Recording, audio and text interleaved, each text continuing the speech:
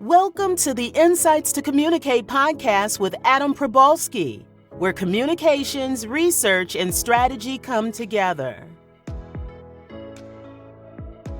Alan Wang, welcome to the podcast. Alan is a media strategist with Contra Costa County with the Employment and Human Services Department. Alan, thanks so much for joining. Thanks for having me. So I like to dive right in and give people the chance to kind of explain their journey. And you've got a pretty interesting one, not too dissimilar to a lot of people who end up being government communicators these days. There's a whole kind of exodus from media into government, and maybe you can talk about a little about maybe why that is. But you were on-air talent, an ABC affiliate, and you were also a chief of a bureau. You were neck deep, maybe in media, in TV, and now you're not. I'd love to hear kind of your journey and how that all happened. Sure. So I spent 25 years in broadcast journalism. Started out in small markets in Texas. And you kind of work your way up into the bigger markets, and worked my way into Dallas, worked in Atlanta, WSB-TV. I was a South Metro bureau chief out there. Finally broke into San Francisco, and I was the weekend anchor there and reported in the East Bay for the past decade.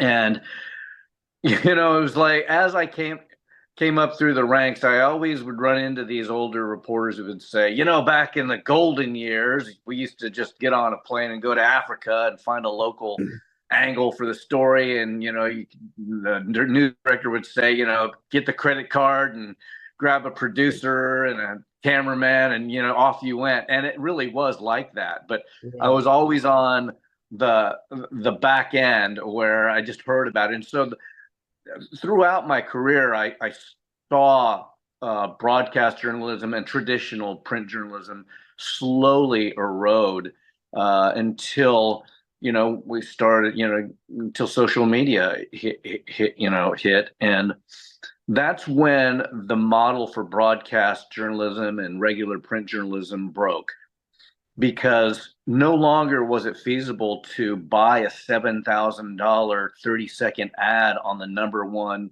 11 o'clock news show, because it's a spray and pray strategy. You're not getting any feedback. You're not getting any metrics.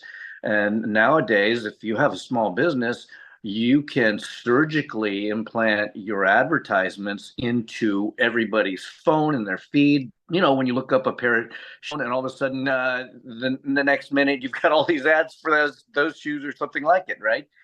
So the ability to track your audience is better. Because of that, you're getting fewer advertisers. What happened was, remember in the days when Oprah Winfrey and all those syndicated shows used to be big, that cost money.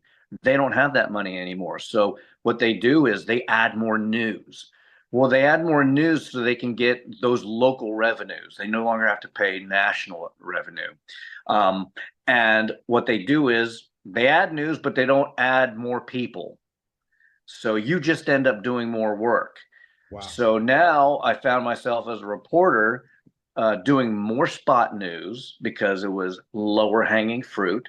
You show up at the car wreck or the murder scene or the fire, and now you're going live, at 4, 5, 6, 6:30, now even earlier at 3 o'clock, because they've got these 3 o'clock news shows. And as a journalist, you don't have the time to really be a journalist. You're just throwing things, you're doing spot news. It's low hanging fruit. And so I think for a lot of journalists, not only were they not being paid as much and they were being let go because of it, the fulfillment of being a real journalist went away. So you're seeing that erode at the network levels. They can still maintain that to a degree, but when you look at who's paying for advertising at the network level, it's only a few major industries like pharmaceuticals every time you turn on your TV. So you're never going to get a negative story about pharmaceuticals, even though it might not be good for you. There's a story there, right? So you're seeing the control of the media really and news as an objective news agency erode. So as a journalist, that is why I decided, to jump on the, instead of, I could go work for, a private company, right? I could go work for the pharmaceutical companies and tell their stories too. I think it's a little more fulfilling working for a government agency, because at the Employment and Human Services Department in Contra Costa County, I'm trying to recruit foster parents for foster kids. We're trying to recruit preschool teachers for Head Start. It's meaningful work, and I enjoy that. That's beautiful. I love that transition, and I love the mission of your agency. It's in the name, but it's very human touch. It's human connection, and you deal with, I think, vulnerable populations. So I think that's a beautiful thing, and you can appreciate that. Can you talk a little bit about your day-to-day? Like, what does that look like? Do you get that crisis call at 5 a.m. or are you more planning with your team around the conference table for a big media event, or is it more, social media calendar or all that? Yeah, I'm no longer walking into an office and running out the door with my hair on fire, going 1,000 miles per hour for 8 hours. That was pretty taxing when you do that for 25 years. Now I think, in doing more meaningful work, you have more time to do it. You have more time to plan it. I enjoy that part of it. When I first got to EHSD, I had dealt with them before. Lots of times they were dealing in crisis management because one of their foster kids got molested or something to that matter. And their crisis management strategy was circle the wagons, stonewall the media, don't answer them. And so I sat down with the director and said, all this does is it doesn't do you any good.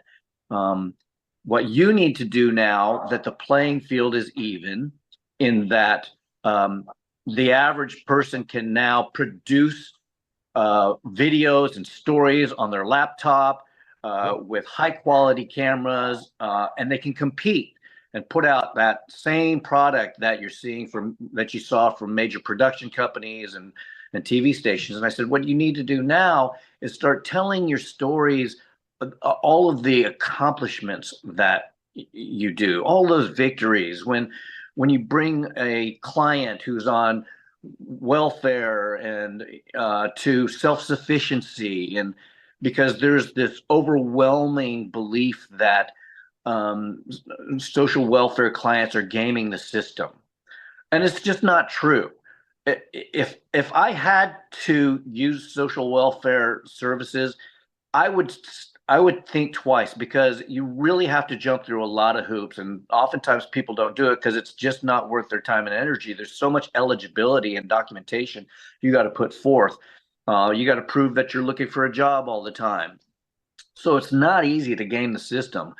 And those are the stories I said, you need to tell these stories, because eventually, what's going to hit the fan, right? And when you've already established a relationship with the media, you've explained to them how you operate, and how it works, and they understand who you are and what you do. When it does hit the fan, you're going to get the benefit of the doubt.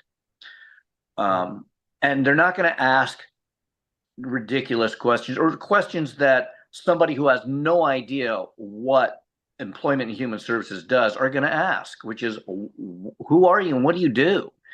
Right? They can get right to the meat of the question, and they can understand, where you are and be more objective. Whereas when I was a reporter and something like this went down and they were stonewalling us, all that did is it was like shaking up a hive of Africanized killer bees. Then we just went at it. And lots of times, people are biased. The media, reporters can be biased. Sure. If you don't play ball with them, they can get nasty. Yeah. And it happens. I love the idea of telling your story. We, in the research we do, we come up with the messages oftentimes that really resonate with the public.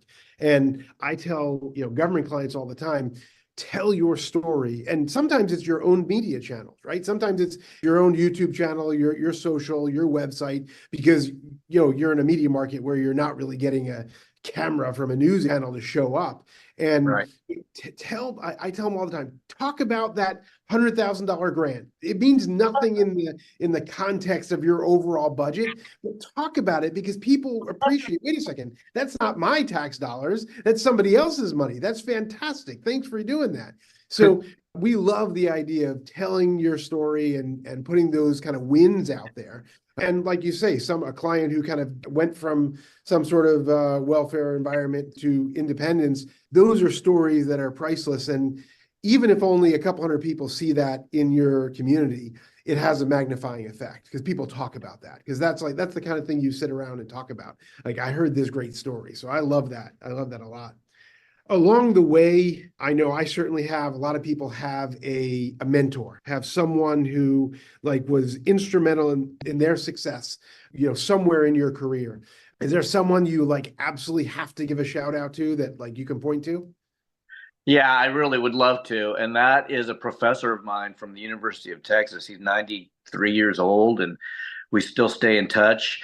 I was a production student at the University of Texas, radio, TV, and film, and we were the camera operators and the sound booth and all that for the broadcast journalism students. And one day, one of the actual students was gone, couldn't fill in. They said, well, we'll just hop up in front of the anchor, on the anchor chair, and just read the prompter. We need a body up there. So I did it. And this professor said, hey, you're pretty good at this. You ought to think about this. And he was also very frank with me and said, you don't see too many Asian male reporters and anchors in local and network news. And I grew up as the only Asian kid in every town I lived in: Lincoln, Nebraska, Kingsville, Texas. And, you put up with a lot of, jeering, and, you turn on the TV and who were the people I saw with, Hop Sing from, Bonanza, and all of these kind of weak, buffoon-like Asian characters. And so and it didn't matter to me, especially when you're a young guy and girls are not attracted to you at all because they're seeing the same images on TV and in the media as well. So I took that to heart. I was already a big journalism student throughout high school. I had won a lot of awards and everything, but I didn't realize that I could transfer that to television, because when you don't see those role models, that's not even something you think you can do. Yeah. So I jumped in, I did it. Joel Fowler, he was a former television news director in small markets. And I'm gonna try to get through this, but it's interesting because I realized that his voice was so familiar to me. And when I was a kid growing up in Lincoln, Nebraska, I would watch Sesame Street, and in between Sesame Street and Electric Company, the voice would come on and say, here's what's happening in Lincoln today, and blah blah blah. And he would do these public service announcements. That was him. That was his voice. Wow. He was a director at the PBS station there. And so that voice was in my head as a kid. Then I get my first job in Laredo. I moved to, I finally break into Fresno, California. He leaves the University of Texas, gets a job in Fresno, California. He's asking me to come in and talk to his students. And then he retires and moves back to Fort Worth, Texas, Dallas, Fort Worth. I get a job in Dallas, Fort Worth. Boom, there he is again. We're still keeping in touch. We're having dinner and lunch together. Then I moved to San Francisco, and he retires to Reno, and I'm going to Tahoe and driving down the hill to see him. And just last summer, he's 93, still driving. He drove through the Central Valley where I now live. He spent the night at my house. He has been to my wedding.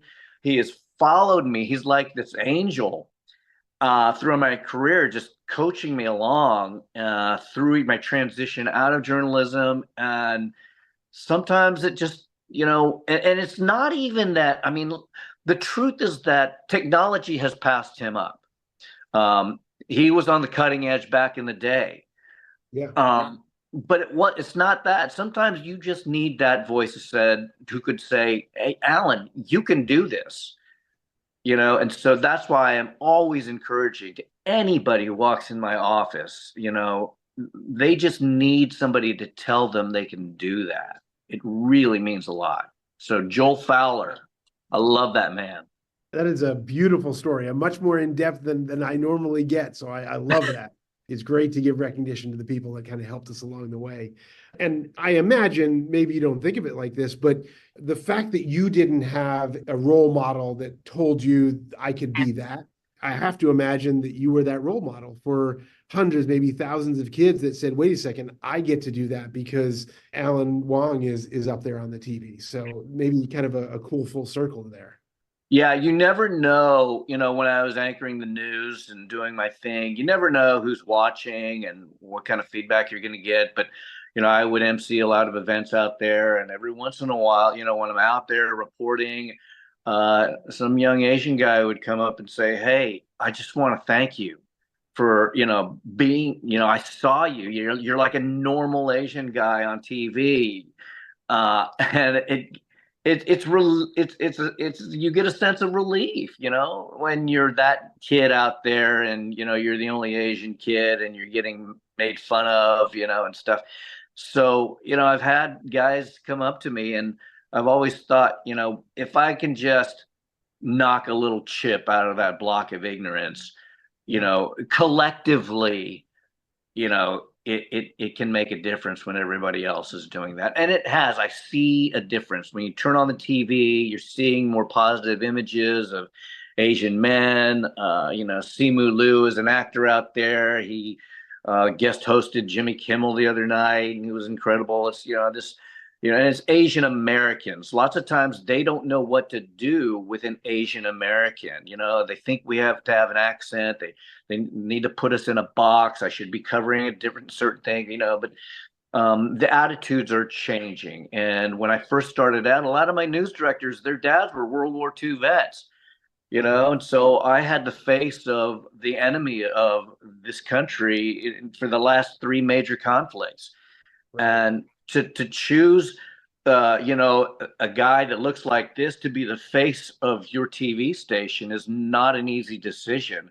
And it never was. I mean, I was never catapulted into the main anchor chair. I was always the backup to the main anchor. And that's okay. I did my part. I was the second string guy. There's a lot of second stringers out there. An Asian anchor, let's say, doesn't have to be an Asian anchor can be doesn't have to be the All-American, because people come in all different ways, but you are kind of more All-American than probably a lot of the other people on air. And I don't know if that's something that helped you along the way, but I imagine you played some kind of sport in high school, and you have a much more bigger perspective of America than a lot of regular white. What did Archie Bunker call them? Regular white people. Regular, the normal people. Right, regular. Well, it definitely gives you you're always on the outside looking in, so it really helps shape my objective, judgment as a journalist. I think it always helped. When you're going through it, you're a kid just saying, "Why? This is you're pissed off all the time because of that." But you get to be on the outside looking in all the time. And I think it helped shape me as a journalist. Well, last on that subject, I live in Irvine, California. So, we are a plurality Asian town. And, we have 250 to 300,000 people here. So hopefully the kids growing up in Irvine have a very different experience than you had, and future generations do. Things are changing. Yeah, for sure. Okay, I want to one more thing I want to cover, a couple more things I want to cover. First is you get to do some outside consulting. You've had all this wealth of experience, on-air experience, media experience, broadcast journalism experience. And so you've got this great job with the county doing important work for vulnerable populations. But you also on the side, on your own time, get to do some consulting. and take all that wealth of knowledge and share that. Who's your target? Is it the executive? Is it the other communicators in government? Like, who do you try to work with in that front? Well, I do a number of things. So I do train the executives on how to perform on camera. And that's something that more and more of us are having opportunities to do nowadays, whether it be in front of a TV news camera or simply on Zoom. You know, what's funny is when you watch, if you've ever been in a Zoom meeting, you know, the camera angles, you're looking up somebody's nose at their double chin. They're laying in their bed. They've got their Beanie Baby collection behind them. The lighting's bad. The audio's bad. So, you know, everything from, you know, lights, camera, Zoom to, you know, professional situations. I do coach on that. The other thing that is big is just storytelling. A lot of government agencies, a lot of private corporations, they don't know how to tell their stories. They think that if they throw a CEO up there and he goes and blabs for 6 minutes straight, that's, you know, it's certainly going to satisfy the CEO, but it's not doing your company any favors. So you have to realize that people have an attention span of about 15 seconds nowadays. Our news stories were about a minute 15 when I left. So I'm very well versed at taking a complex story and boiling it down to a minute 15 seconds. So that is what I teach them to do: how to tell your story, how to tell concisely, and how to tell it a compelling story. The other thing is, you know, first of all, you need a face for your story.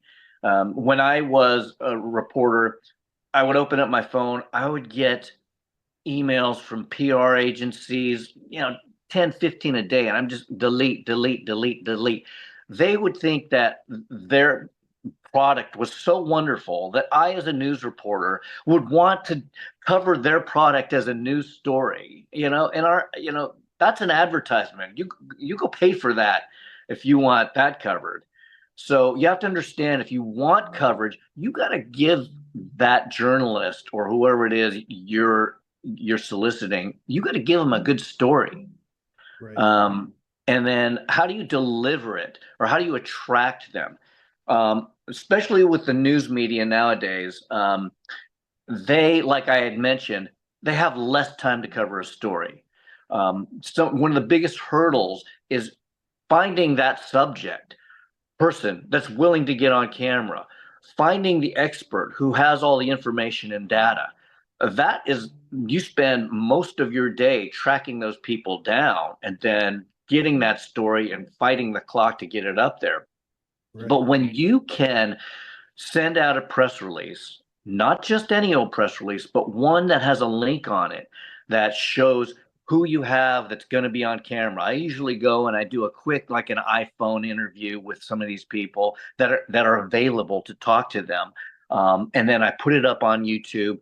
So, and then they hit the link on that electronic press release, and they see right away, oh, there's a foster kid talking. It's very hard to get a foster kid to talk. You know, there's privacy issues, there's age issues. A foster parent, oh, I found that person. Now you got the expert, the social worker, which is embedded right inside. We have data that we've been collecting. We have great data because, you know, we're that social agency that collects the data. So now you have all of that packaged together and you deliver it to them. They see that they aren't going to have to, you know, fight all day long to get this. And it's like a Lego kit. You send it to them. It's there for them to put together. And I hate to say this, but a lot of these journalists don't even question it. They will put it together and tell your story the way you want them to tell their story. Sad situation for journalism, great opportunity for other companies and government agencies that are trying to tell their story. That's great. Okay, let's wrap with your tagline, your mantra, the words of advice you give, that theme that runs through your head every day. What drives you? What is that one-liner? Man, I tell my kids this every day, my sons. There's a lot of knuckleheads out there. You'll be surprised. Lawyers, doctors, scientists, engineers. But if you can take information, learn it, and use it quickly, you are an asset. It's about and saying when somebody gives you those opportunities, say, I got it. I can take care of that. Don't worry. Just let me know what you need. I'll take care of it. Turnkey. Be that turnkey person. Right. Learn quickly, absorb, and be able to execute. Yeah. That and persistence. People often, and then I tell my sons, why do you think these knuckleheads are in these high positions in government, our leaders? It's because they are persistent. They're not necessarily the most talented people. Yeah. It's just they never give up. And there's something to be said about that, right? Sure. But I tell them, I don't want you to just be persistent. You got to get in the door, and then, what is going to keep you in the door. Yeah, I love that. Execute. That's a key thing that's missing sometimes from people. Yeah. Beautiful. Alan, thanks a million. This was a great conversation. I really appreciate it. Thank you, Adam. I'm glad to share and talk to you. This has been Insights to Communicate with Adam Probalski, president of the woman and Latina-owned market and opinion research firm, Probalski Research.